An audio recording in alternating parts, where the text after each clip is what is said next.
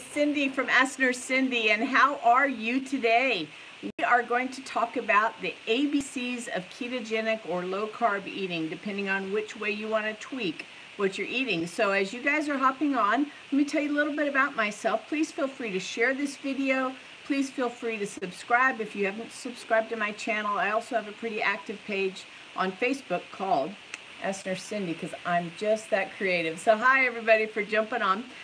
What we're going to talk about, a little bit about myself. Squirrel. I've been a registered nurse for 40 years. How can that have happened? I don't know. But you know, I'm 61 today. Well, not today. Today's not my birthday, but I am 61. And for 59 years, I struggled extremely with obesity. My highest weight was 305. I started this ketogenic diet 2 years ago. I'm down 75 pounds. My family as a whole, if we talk about siblings and spouses, we're down 902 pounds at last count last week. So this has been a life changer for us. This has been a game changer, and it has literally set me free. So let's talk first real quick, and then I'm going to get into all the A's, and thanks for all of your input over on Facebook.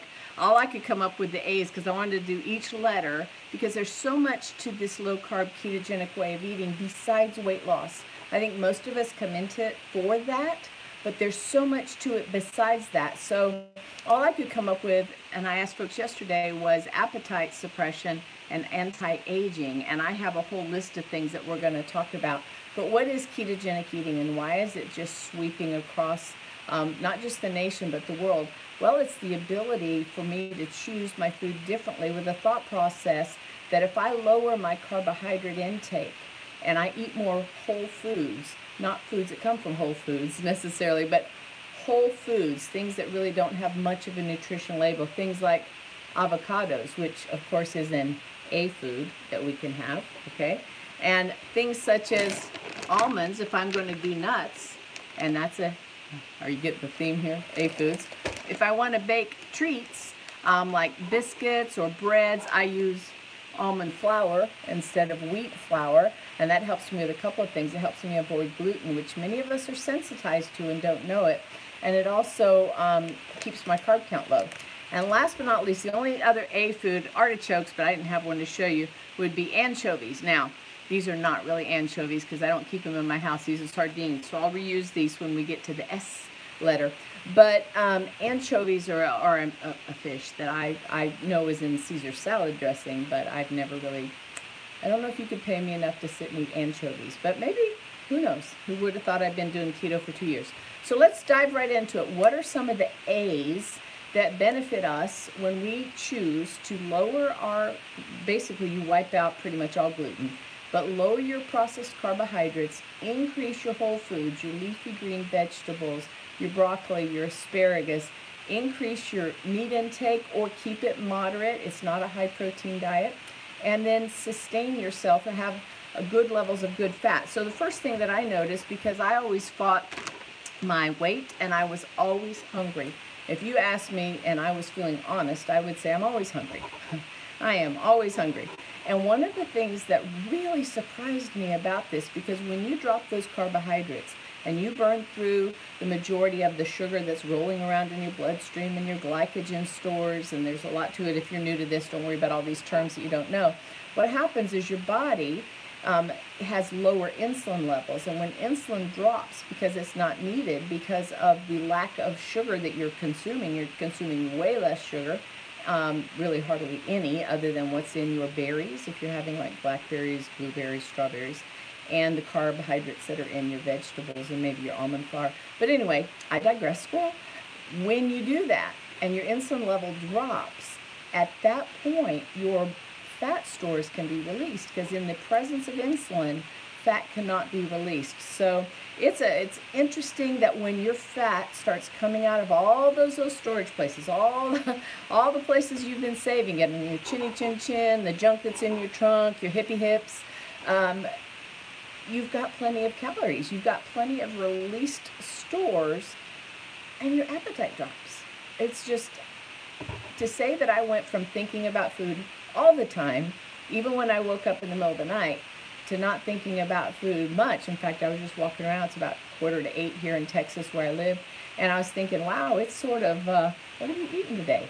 So I had a couple of eggs for breakfast, and then I had some Duke sausages, and that's an E and a D, and we'll talk about those later. So let's look at the list that you guys gave me. So my appetite has been awesome. That's another A word someone suggested. So most of these A's are from you guys. So thanks. Next, guess what the next letter is? B. Go ahead and start typing in. Feel free to share this. Type in the B's. What is it? I know I've got bacon, beef, and butter. That's what I have so far, but I need some more B words for tomorrow. So here's what having ketones, having that fat stores released, having it set free from being held in jail all those years because insulin was kept high. And when insulin is high, you cannot release fat. When the fat starts coming out, your appetite goes way down because you're being sustained on your body's fat stores. The liver takes that fat that's released from your fat stores and basically breaks it open, if you will, and turns it into a ketone. And a ketone is an alternate fuel source. Think of it as a hybrid car.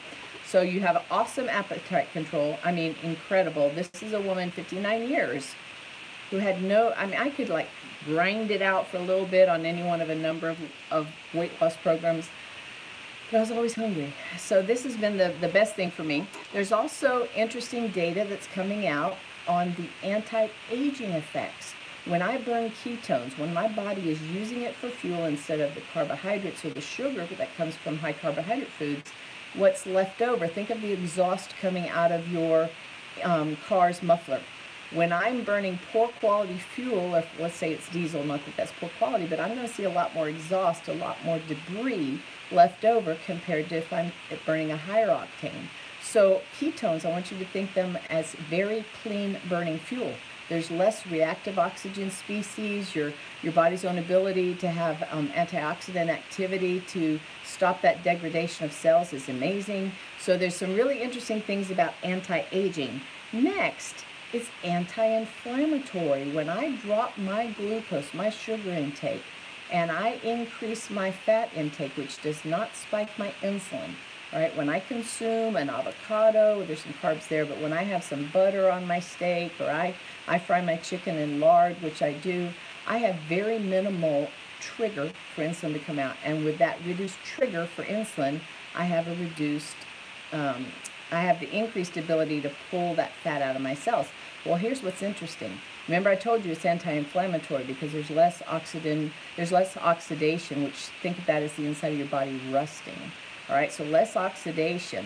And what happens is when we have sugar going through our bloodstream, if you've ever had a kid with a, have you ever, maybe you've just seen it on TV, where they're licking a lollipop and they fall asleep and it sticks to their hair, okay? Sugar is sticky and it will stick to proteins. It'll stick to the protein on your skin. If you've ever seen a kid with sticky hands, it's just amazing how sugar will stick to proteins. That process is called glycation, Glycation, glycation. And that sticky sugar inside our blood vessels, inside all of our cells within our body, causes inflammation. It is like having a splinter inside your finger and it becomes inflamed. So anti-inflammatory nature of the ketone production, because they're a cleaner burning fuel, I have less inflammation. Now here's some of the ailments. Look at all these A's. It's anti-inflammatory. Here's some of the benefits of it. And when we talk about A for ailments, we have reduced aches. You will really be surprised if any of you who are following a ketogenic way of eating or low carb, and you've had any of this reduction in aches, maybe arthritic pain, another A, maybe your autoimmune symptoms are more manageable. Maybe your acid reflux. I love that you guys came up with all these A's. You're very impressive. And maybe your allergies are less severe. A lot of people, while they may not have, oh gosh, what is it when you actually cannot process celiac? That you may not have celiac disease, the gluten that's in everything. We've done so much modification to wheat that the gluten is so pervasive that protein, gluten is a protein, causes a lot of sensitization, a lot of IBS. So many people, and we'll get to that later, who have bowel issues, acid reflux issues, are able to have a cessation of symptoms. So that's another A. And the allergies that you may have to certain things, especially gluten, is amazing that people have a reduction of that. Another A, and I'm not making any medical claims. I'm a nurse. I'm not a doctor. I'm not your doctor. Whatever I talk about is my personal experience and my readings, and I want you to be sure to follow up by looking at some reputable places, listen to some reputable researchers. But there's some interesting work in mice that is looking at, can increasing ketone production by lowering our carbs and the avoidance of certain other foods help with Alzheimer's? Can it help slow? Can it help delay the onset of some of those horrible symptoms? All of those amyloid plaques that build up in the brain. What's going on when our brain is starving for sugar, which is basically what Alzheimer's is starting to be called, type 3 diabetes, in many of the articles I've read. When you are insulin resistant, when your body can no longer use the glucose well, which is what type 2 diabetes is, we'll do that when we get to the D, what will happen is the brain is literally starved for fuel with a high carbohydrate diet. And I'm paraphrasing the research I've been reading. And what happens is that if we can get that person onto ketones, if we can get them to produce ketones via their dietary choices, there have been some really, Dr. Mary Newport has a great book out, the name escapes me, of how she helped her husband have a more manageable or a slowing down of the symptoms by simply adding coconut oil to his food, because coconut oil has some medium chain triglycerides in there that the liver can easily convert to ketones. So there's a lot to be thought of with Alzheimer's. Let me go down. Anxiety. Oh my gosh, if you or anyone you know or love suffers from anxiety, whether it's just generalized or social anxiety, there's so many case reports and so many folks who have a significant reduction in their anxiety back to the brain. There's a neurologist that I'm friends with, Dr. Deborah Carver-Hodges, and she is eloquent when she talks about the brain's mechanisms and how it, yes, there's a small part of your brain that really needs glucose, but our body can make that, and you're eating enough carbs for that anyway on low carb or keto. But when we put that other pathway into action of ketone bodies, the brain, if that glucose pathway is broken, the ability for the brain to take those ketones and use them is nothing short of amazing for many people I've talked to. So as I'm mentioning all these different things, if you're listening to this either live or on a replay, and you have personally experienced any of these changes in symptoms, please feel free to type that in. Please feel free to let people know how ketogenic, of using ketones as your fuel source versus glucose, has changed your life. And I highly recommend that you guys really spend some time geeking out on this to see if this way of eating is right for you. Anxiety is amazing. My husband says I'm a much nicer person. My attitude, so all these A's, I love it. My attitude is better. I'm not hangry all the time. Blood sugar up, blood sugar down. Happy Cindy, crashing Cindy, hangry. I was not pleasant when I just, I was so controlled by food. Now there are some adjustments. I just love all these. You guys came up with all these. It's not me. There are some adjustments you need to make, and you do need to make some adaptations to this, and you do need to have some accountability. There are apps out there. All these A's. You guys are so smart. There's apps out there that you can use. There's so many different types of keto apps. Some people will use MyFitnessPal, and they'll modify that so the macros aren't all crazy. Some will do with, I think, Chronometer, and there's different fit, do what you want. But there will be a change. Ooh, I think I'm moving there's not an earthquake going on here. I was moving the table. There are some changes you'll have to look for. You'll have to adapt what your food choices are, adjust how you purchase food. Very few things will be purchased in cellophane, although I just held up almond flour and almonds. But you'll find yourself in the fresh food section. You'll find yourself in the meat section. Unless you're dairy intolerant, you'll find yourself in the dairy section. If you are dairy intolerant, you can sure use this. Here's some great resources. If you want to start with a basic, it's not just a basic website, it's a wonderful website, and I'm not affiliated with them at all, dietdoctor.com. Fantastic. All sorts of videos, recipes, shopping, getting started lists. If you want to if you have dairy or you want to have a 30-day cleanse, Maria Emmerich, Emmerich. It looks like Emmerich, but it's Emmerich is how you say it. Maria Mind Body Health is her. She has wonderful cookbooks. Christy Honeycutt Sullivan has fantastic cookbooks. There's so many different places you can go to. The Adapt Your Life products are great.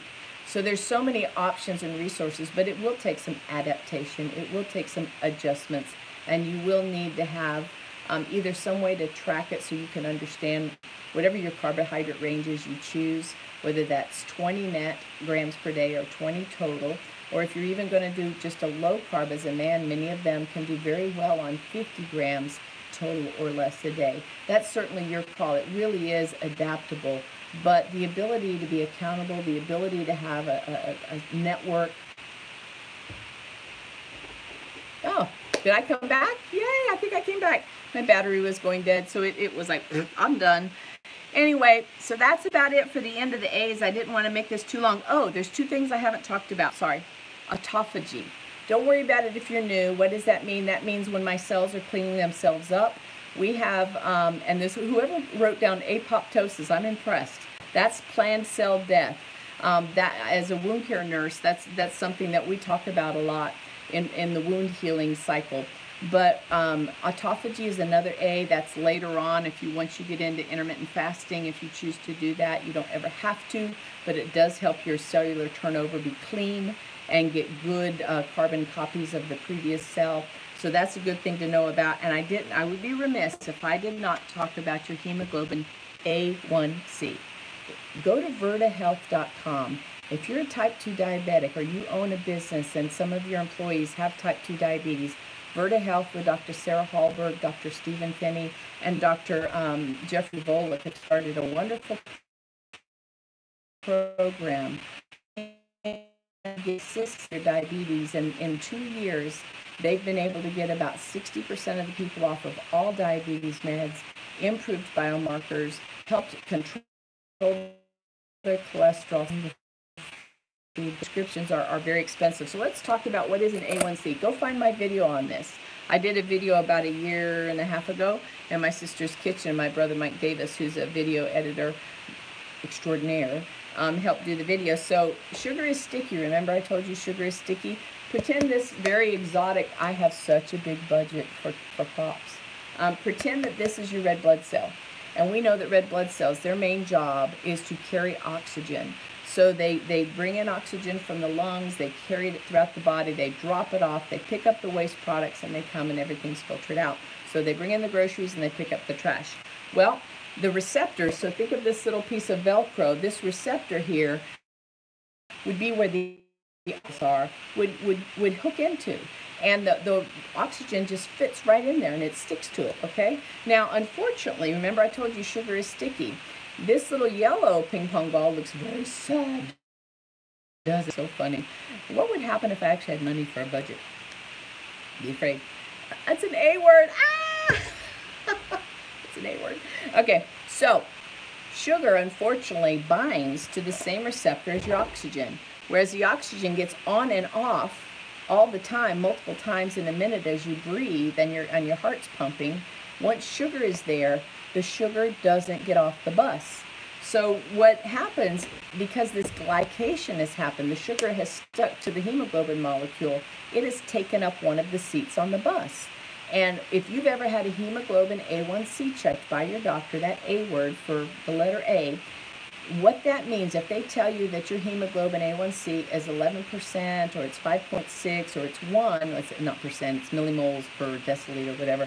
I want you to basically just, for ease, think of it as a percent, meaning that we don't really want any more than 6% of those seats taken up in the bus. We don't want our A1C over 6. We want it lower than that if at all possible, in the low to mid 5s. All right? If your A1C is elevating, you basically are headed to or have developed type 2 diabetes. And what happens is the more that we eat, I don't have another yellow ping pong ball with me, but as this oxygen drops off, as your blood sugar level continues to stay sustained, because the insulin's just been knocking on the door of the cell so long, more and more of these receptors get picked up by and stuck to the, get glycated by the glucose. Glycated glucose, say that 3 times. Long story short, the life of a red blood cell is 90 days, all right? So what they'll do is they'll check the average life cell. So you're having some being born, some midlife crisis, and some dying. And so when a doctor measures your hemoglobin A1C, they can tell overall what your blood sugar control has been in the last 3 months, not what a single finger stick was, but over the last 3 months. So one of the biggest A's, if you're either pre-diabetic, you're diabetic, or you have a family history of it, is when you lower the glucose coming in your mouth by choosing better foods that are going to have a lower insulin response. They're going to put less glucose into the bloodstream. You're going to find that A1C go down. I was in the pre-diabetic range. My A1C 2 years ago was 6.1. I believe my last one was 5.4. So I've got many family members who are either diabetic or type 1 or type 2. My daughter Rachel D is type 1. It's amazing. Can you do this if you're diabetic? Oh, absolutely. You want to be very careful. You want to be under a doctor's supervision. Dr. Eric Westman from Duke University, who's another great one to follow. He will immediately cut his diabetics' insulin or diabetes meds in half, because if you don't do that, if you drop your carbs and you're used to a certain level and you drop them, you're going to have some severe low blood sugars, and we don't want that, because that's a real danger. So that's it for me about the A's. I think you guys did a great job with the A's. I will share this over to my Facebook page. So whichever one works for you, I need some B's. Or tomorrow is going to be a very short video. So behave, be aware that a low-carb ketogenic lifestyle can really make a dramatic difference. I'll read them really quick just for those of you that came in late. So our A foods are avocados, almonds, anchovies, asparagus. Oh, alcohol.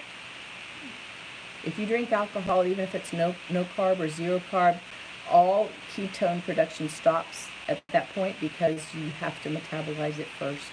And so if you drink alcohol, be aware. A beer's out, unless you choose a really low carb beer, but it's got wheat in it, most of them, and that'll trigger some inflammation. But anyway, I forgot to mention alcohol. So here's the things that the A words. You get an awesome appetite control, anti-aging, anti-inflammatory. It impacts a lot of ailments, including elevated A1C, aches, arthritis. There's some interesting early work how it might be an adjunctive or adjunctive therapy with Alzheimer's. A lot of people report autoimmune help. Acid reflux is reduced. Allergies are more manageable. Anxiety in many people is greatly reduced. Their attitude is better, including mine. You do have to make some adaptations and some adjustments. The accountability of having a group like this is awesome. There's apps that you can use. And autophagy we will talk about later. And apoptosis and all that good stuff. So what's up next would be the B's. So have a great night, and we'll talk to you soon. Bye. But I don't know how to end it. That's the problem.